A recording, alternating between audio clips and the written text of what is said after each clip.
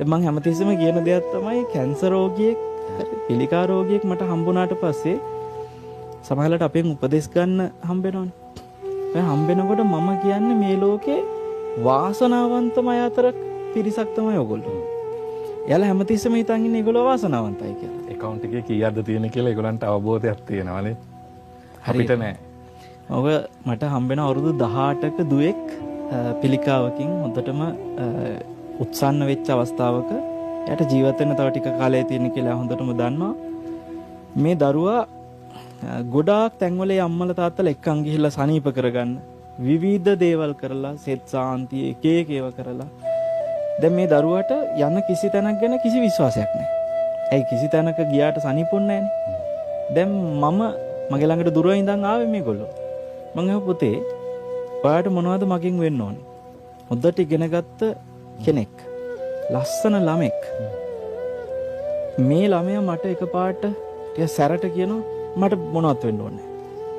මම බැලුවා මම මේ බලෙන් උපදෙස් දෙන්නද? මෙයා දැන් මේ ඇවිල්ලා තියෙන්නේ. මට අම්මා කිව්වා වෙලාවේ සන්නස මම මෙයා බලෙන් අපි එක්කන් ආවේ. එයා එන්න බෑම කිව්වා.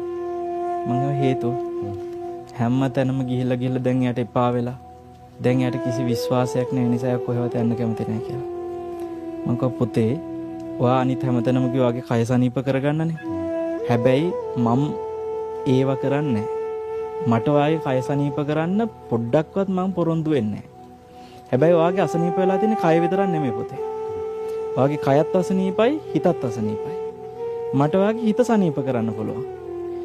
දෙකෙන් එකක් හරි සනීප වෙන එක ඔයාට සැපක්නේ. ඒ නිසා කය ඔහොම තීච්චයි අපි හිත සනීප කරගන්න මම උපදෙස් දෙන්නම් කියලා. මම ඒකට චූටි උපමාවක් කිව්වා. සංක මේ අපි දැන් මේ අඳන් ඇඳුම අපේම ඇඳුමක් වුණාම අපි දන්නවා මේක හැමදාම මගේ ළඟ. මේක ඉල්ලන්න ගන්න කවුරුවත් එන්නේ නැහැ. හැබැයි මේ ඇඳුම අපි කුලියට අඳන් ආවනම් අපි දන්නවා මේක කොයි වෙලේ හරි මන් දෙන්න ඕනේ. ජීවිතය කියන්නේ කුලියට ගත් එකක් වගේනේ. කොයි වෙලේ හරි දෙන්න ඕනේ. හැමදාම මට තියාගන්න වෙන්නේ නැහැ. මේ ලෝකේ කවුද කුලියට ගත්තේ නැති ජීවිතයක් තියෙන්නේ? සියලු දෙනාම කුලියට ගත්ත ජීවිත. සංක මේ කුලියට දෙනකොට මේ ජීවිතේ මම අර දුවට කිව්වා පුතේ ඇඳුමක් කුලියට දෙන දෙවිදිහක අයිතිකාරයෝ ඉන්නවා. එක අයිතිකාරයෙක් ඇවිල්ලා givisum ඇතුව මෙන්න මේ කාලේ ගන්නවා කියලා නිශ්චිත givisumකට දෙනවා. තව අයිතිකාරයෙක් ඉන්නවා යා කියනවා ආට ඕන විදිහට පාවිච්චි කරන්න මට කැමති වෙලාවෙ මම ගන්නම්. මට ඕන වෙලාවට ගන්න. මට ඕන වෙලාවට මම ගන්නම්. දැන් මේ අයිතිකාරයෝ දෙන්නගේ අර මට ඕන වෙලාවට ගන්නම් කියන අයිතිකාරය ඇවිල්ලා ඉල්ලන වෙලාවට යා අයිතිකාරයන්නේ දෙන්නම වෙනවා කරන්න දෙයක් නැහැ. මං උත්සවයක හිටියෝ කොහේ හරි මහපාරේ හිටියෝ කකා හිටියෝ නිදන් හිටියෝ අර ඇවිල්ලා එයාට ඕන තැන ගන්නවා. මං අර ළමයන් අහුව පුතේ සෑහෙන අපහසුතාවයටපත් වෙනවා නේද? එහෙම ඉල්ලලා ගන්නකොට. එහෙමයි සන්නස කිව්වා. හැබැයි පුතේ අර අනිත් අයිතිකාරයා කලින් කියනවා මං තාම මේ මාස 2කින් ගන්නවා. එතකොට එයා කියනවා ඔයා එතකන් වෙන ඇඳුමකට ලෑස්ති වෙන්න. සූදානම් කරගන්න. පුතේ ඔය අයිතිකාරයෝ දෙන්නගෙන් අපිට සැප දැනෙන්නේ සතුටක් හිතෙන්නේ අපි අපහසුතාවයටපත් වෙන්නේ නැති අපිට හොඳයි කියලා හිතෙන්නේ කොයි අයිතිකාරයද කියලා මං අහුවා. සන්නසර කලින් කියලා ගන්න කෙනා කිව්වා. මං කිව්වා පුතේ ඔයාටත් ඒ අයිතිකාරයා ඉන්නවා මටත් ඒ අයිතිකාරයා ඉන්නවා. මේ අම්මා තාත්තා මේගොල්ලෝ ඔක්කොට මේ අයිතිකාරයා ඉන්නවා. කොයි වෙලේ හරි අපිට මේක දෙන්න වෙනවා පුතේ. හැබැයි අපිට තාම කවුරුත් ඒ අයිතිකාරයක් කියලා නැහැ. කොයි වෙලේ ගනීද දන්නේ නැහැ. ඔයාට තව මාසෙකින් ගන්න ඉන්න වෙන්න පුළුවන්. මගේ හෙට ගනීද දන්නේ. අද ගනීද දන්නේ නැහැ පුතේ. එතකොට ඔයාට එහෙනම් හොඳ අයිතිකාරය හම්බෙලා. දැන් මේ අයිතිකාරය ඔයාට පණිවිඩය දීලා ඉවරයි. කොයි වෙලේ හරි ගන්න එක ගන්නවනේ. මෙන්න මේ දවසේ ගන්නවා. මේක කාලය වෙනකොට ගන්නවා. දැන් පුතා එහෙනම් මොකද කරන්න ඕනේ? අලුත් එකට ලෑස්ති වෙන්න. කොච්චර වටිනවද? ඔයා දැන් සම්පූර්ණ ඔය කතන්දර දැන් ඔයා තැන් ගොඩක ගියා කිව්වා. කය සනීප කරගන්න. හරි ගියේ නෑ එන්න වැඩි වෙනවා ඒක. ඔය කියන්නේ ඔයා මෙච්චර කල් මහන්සිලා තියෙන මේ ගණ්ඩ හදන ඇඳුම තව ටිකක් කල් තියාගන්න දඟලපු එක.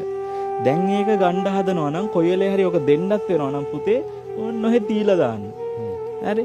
ඔයා දැන් පාට තියනවා පීරියඩ් එක. ඔයා ලෑස්ති වෙන අලුත් ඇඳුමට. මන් දෙන්නම් ඒකට සැලැස්ම. සංකේයට වැඩි තේරුණා. එයා තේරෙන ළමෙක්. එයා එතනින් එහාට තනිකර ජීවත් වුණේ මගේ දෙන සැලැස්මට. එයා ඇවිල්ලා භාවනා කරනවා. අමාරුවෙන් එංග තියන් ඉන්න බෑ එක විදියකට. අමාරුවෙන් එයා භාවනා කරනවා, ධර්මය ඉගෙන ගත්තා.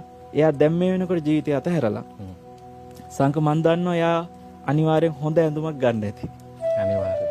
සහ දැන් මෙහෙමනේ. දැන් දෙවියන් අතර බ්‍රහ්මයෝ අතර හොඳ කල්යාණ මිත්‍රයෝ ඉන්නවා. විශාක වගේ, අනාථපිණ්ඩික සිටුතුමා වගේ බුදුරජාණන්සේ ඇසුරු කරපු අය තද එහෙ. දැන් මම මේක අහන අයව එහෙට යවන්න නෙමෙයි. මම මේ යෝජනා කරන්නේ අර වෙලාවේ පීඩාවෙන් ඉන්නවට වැඩිය හොඳ නැද්ද? අර වගේ හොඳ අය අතරට යන ගැළපෙන විදියට මේ වෙලාවේ ජීවිතේ වෙනස් කරගන්න එක. එතකොට ඒ ඇඳුම ගොඩක් කල් තියෙන ඇඳුම. ඒක ලස්සනයි මීට වඩා ගොඩක් නේ. ආයුෂත් වැඩිනේ. හරිද? ඒ ඇඳුම ගොඩක් කල් තියාගන්න පුළුවන්. ඉතින් එච්චර වටින chance එකක් තියෙන අවස්ථාව හිතාගෙන ඉන්නේ මේ කැන්සර් එකක් හැදුනට පස්සේ අපි මහා වාසනාවන්තයි.